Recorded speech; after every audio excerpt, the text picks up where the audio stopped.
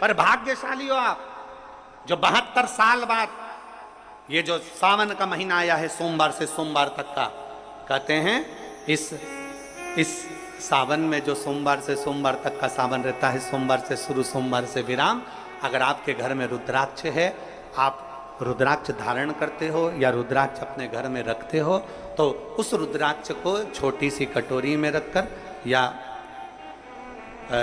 एक पात्र में रखकर 7 बार किसी भी अमावस पर, सावन में जो अमावस्या पड़ती है, ये सोमवार से सोमवार वाली सावन, इसके बाद वाले सावन का हम वर्णन नहीं कर रहा, हम इस सावन की बात कर रहे हैं। या तो अमावस, पूर्णिमा, त्रयोदशी, चतुर्दशी या प्रदोष, शिवरात्रि, अष्टमी, ये ऐसी तिथियां हैं जो सोमवार से सोमवार तक का जो सावन होता है, सावन में कटोरी में रखकर, प्लेट में रखकर, थाली में रखकर 7 बार अपने घर में अगर रुद्राक्ष तो उसको बलवान बनाने के लिए इसी सावन के महीने में 7 बार तो जल, 5 बार दूध गौ माता का और 2 बार गाय का घी उस रुद्राक्ष पर लेपित करना चाहिए। और फिर उस रुद्राक्ष को धूप बत्ती हो या घर में गूगल की धूप हो, वो धूप बत्ती से उस रुद्राक्ष को सिद्ध कर लेना चाहिए। कुछ नहीं आता ना, शिव का नाम लो, श्री शिवाय नमस्तुभ्यम बोलो और उस रुद्राक्ष का स्पर्श कर कर अपने गले में धारण करते हो तो गले में, पूजन में रखते हो तो पूजन में, या किसी कार्य सिद्धि के लिए रखते हो तो कार्य सिद्धि के लिए। अगर ये सोमवार से चालू होने वाले सावन को, सोमवार से विराम होने वाले सावन में अगर हम सिद्ध कर लेते हैं तो वो रुद्राक्ष हमारे जीवन का सबसे श्रेष्ठ रुद्राक्ष हो जाता है, सर्वश्रेष्ठ। अभी हमारे सीहोर में कुबेरेश्वर धाम पर ये जो सावन का महीना आया है, इस सावन में हमारे यहाँ कुबेरेश्वर धाम पे वैसे तो जो महाशिवरात्रि आती है, जिस समय रुद्राक्ष उत्सव होता है, उस समय पर रुद्राक्ष को सिद्ध कर लिया जाता है। पर जो सावन ये आया है, इस सावन में हमारे यहाँ प्रतिदिन बाबा के रुद्राक्ष को सिद्ध करते हैं। प्रतिदिन नियम है रुद्राक्ष पर जल चढ़ाना, दूध चढ़ाना, घृत लगाना और बाबा के उस रुद्राक्ष, क्योंकि इतने भक्त आते हैं उनके लिए वो रुद्राक्ष सिद्ध होना चाहिए।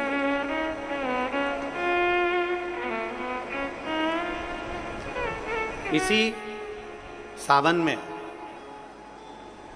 4 मुखी 3 रुद्राक्ष, कितने? 4 मुखी कितने? 3। 5 मुखी रुद्राक्ष 3 और 6 मुखी रुद्राक्ष 3। इनके बीच में सवा गांठ लगाई जाती है। 4 रुद्राक्ष कितने? जल्दी बोलो। 4 मुखी रुद्राक्ष कितने? 3। 5 मुखी रुद्राक्ष कितने? 3। 6 मुखी रुद्राक्ष कितने? 3। इनके बीच में सवा गांठ लगाई जाती है। मतलब एक गांठ पूरी लगाई जाती है, फिर आधी गांठ लगाकर फिर रुद्राक्ष को डाला जाता है लाल धागे में, फिर सवा गांठ ऐसी चलती है। 9 रुद्राक्ष होते हैं कुल टोटल।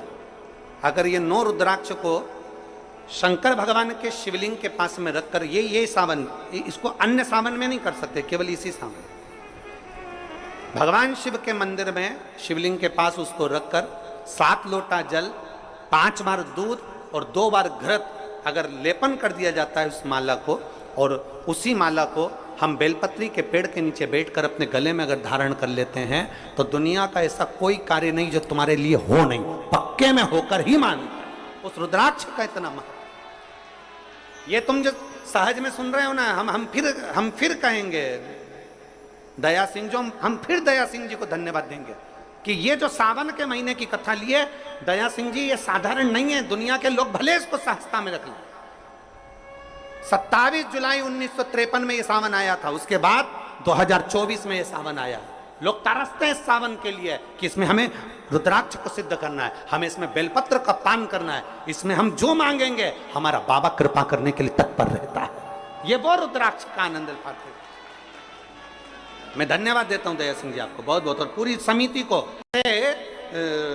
शिव मंदिर में जैसे आप लोग जाते होंगे शंकर जी के मंदिर में, तो ये तो शिवलिंग हो गया, ये जलाधारी हो गई, ये जलाधारी है, ये शिवलिंग है। और जलाधारी और शिवलिंग के यहाँ शिवलिंग से लेकर जहाँ से पानी नीचे गिर रहा है, आप पानी यहाँ चढ़ाते हो तो ये घूम के यहाँ से नीचे आ जाता है। आपने जल यहाँ चढ़ाया शिवलिंग पे तो जल घूमकर यहाँ से नीचे आ जाता है। इस जगह से नीचे की ओर आ जाता है, इस स्थान से। प्रयास करिए, ये जो सावन आया है 72 वर्ष के बाद, प्रयास करिए कि कितना बड़ा भी रोग है, कितनी बड़ी भी बीमारी है, आप डॉक्टर से इलाज करवाओ, पर ये जो स्थान है अशोक सुंदरी का, इस स्थान पर एक बार अपनी हथेली रखकर देखिए और भगवान शिव से पंचाक्षर मंत्र नमः शिवाय, षडाक्षर मंत्र ओम नमः शिवाय या श्री शिवाय नमस्तुभ्यम स्मरण कर कर देखिए और एक बेलपत्र बाबा की लेकर जहां से पानी नीचे गिरता है उस स्थान पर लगाकर उसी बेलपत्र को खाइए और फिर जाकर डॉक्टर को एक बार फिर जांच करवाइए कि उस रोग में आराम कितना लगा है, उस रोग में अंतर कितना आया।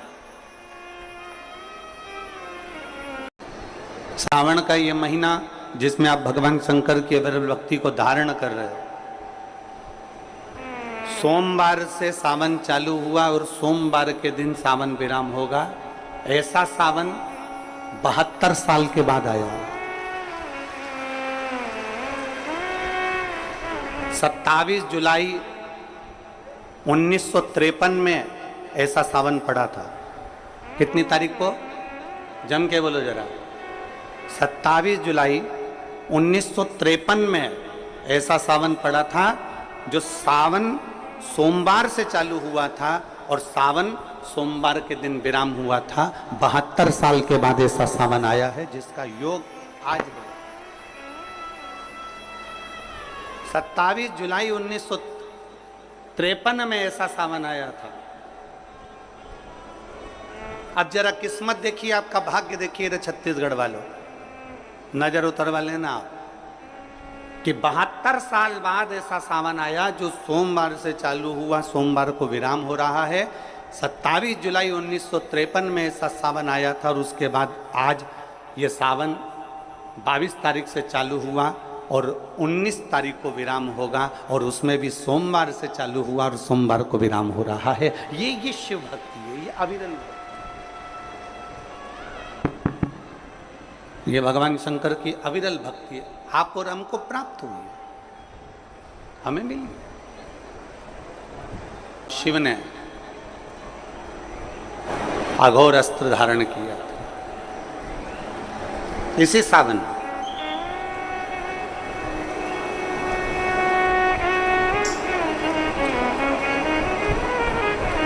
एक त्रिपुरासुर असुर हो गया, 3 पुरियों का निर्माण कर कर वो निवास कर रहा है।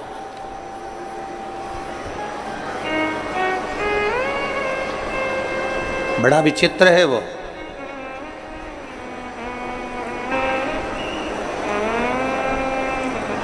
बहुत सावन आते हैं, सारे सावन आते हैं। हर वर्ष सावन का महीना आता है, हर वर्ष श्रावण का सोमवार भी आता है, हर वर्ष प्रदोष भी आती है, हर वर्ष शिवरात्रि भी आती है सावन की, हर वर्ष अष्टमी भी आती है, छठ भी आती है, सब तिथियां आती हैं।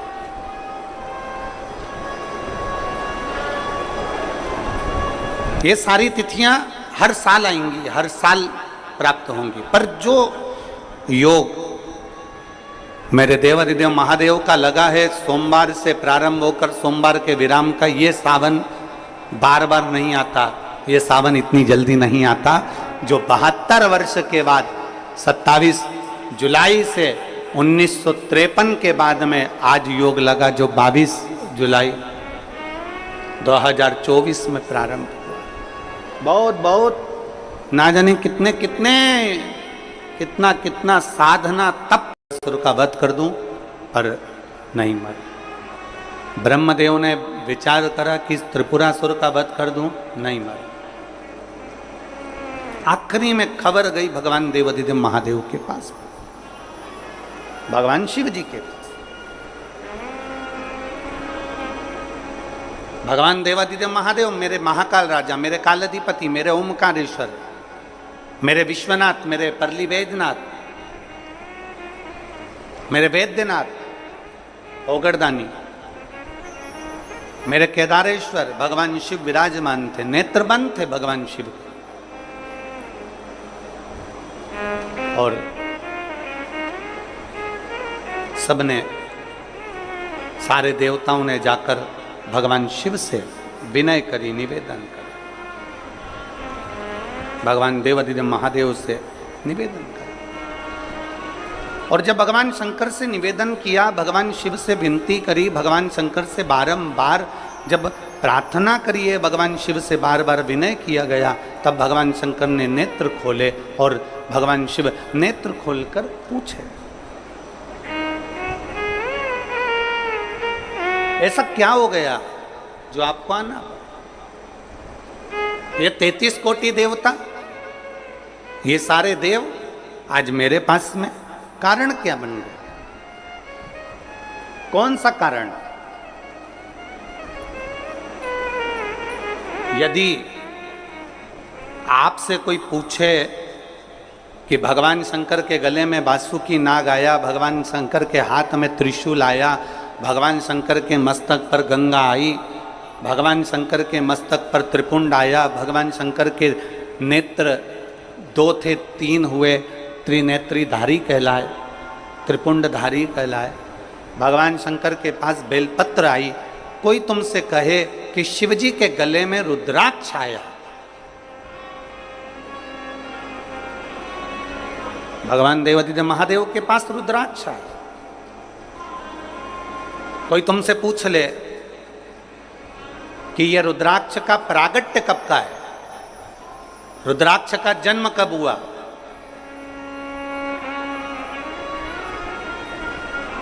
रुद्राक्ष प्रकट कब किया गया?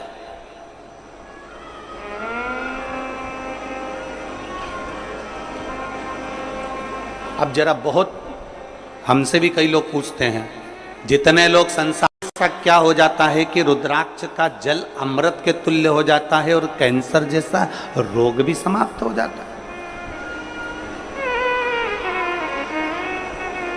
रुद्राक्ष के जल में ऐसा क्या है?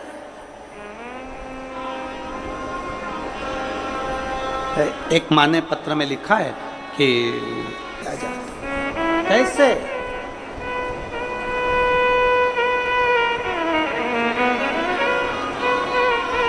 शिव कथा कर रही है, भगवान शंकर का संवाद कर रहा है, भगवान देवादिदेव महादेव का चरित्र का है, शिव महापुराण की कथा कर रही है। त्रिपुरासुर असुर है, 3 पुरियों का निर्माण कर कर उसमें निवास करता है।